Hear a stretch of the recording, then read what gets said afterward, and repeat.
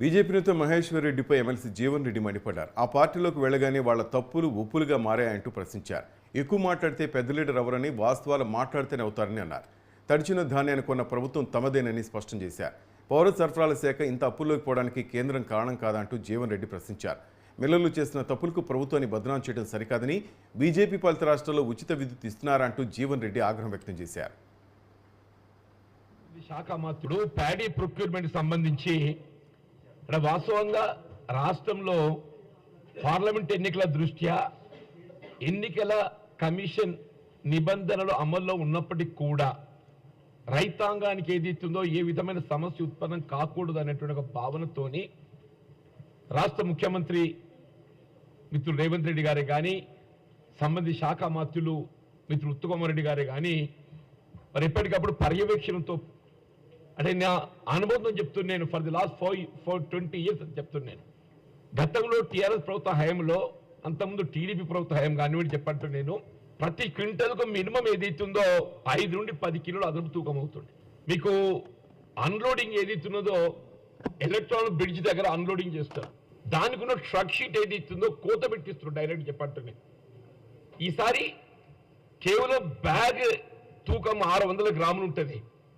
600 గ్రాములకు అదనంగా 300-400 గ్రాములు, maximum 1 kilo, maximum 1 kilo అంటే ఎక్కడ కూడా ఏ విధంగా సమస్య ఉత్పన్నం కాకుండా ధాన్యం సేకరణ ప్రక్రియ పూర్తి అయిపోతున్న తరుణం లోపల ఆశ్చర్యమే చెప్పంటూ నేను, ఇటు మహేశ్వర్ రెడ్డి గారే కానీ అటు కేటీఆరే కానీ, మహేశ్వర్ రెడ్డి ఇవాళ ఇంత బుద్ధి వచ్చిందా నీకు? ఇవాళ ఈ సివిల్ సప్లైస్ కార్పొరేషన్ ఇంత అప్రూవల్ నెట్టడానికి ఎవడే కారకుడు?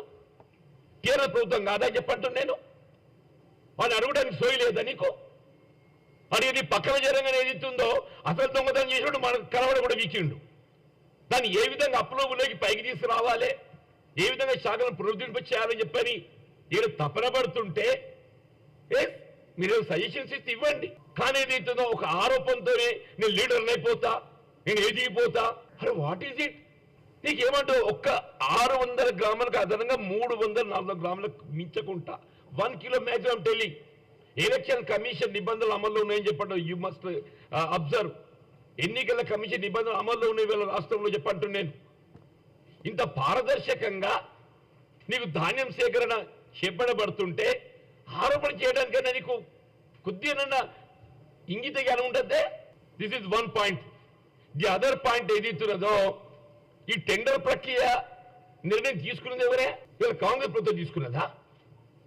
నిన్న అధికారం ఉన్న టీఆర్ఎస్ పార్టీ వాళ్ళు సేకరించిన ధాన్యాన్ని ఏదైతుందో ఆన్ టైం మీరు ఎఫ్సీఐకి బదిలీ చేయలేకపోయినరు, దాన్ని వినియోగించలేకపోయినరు.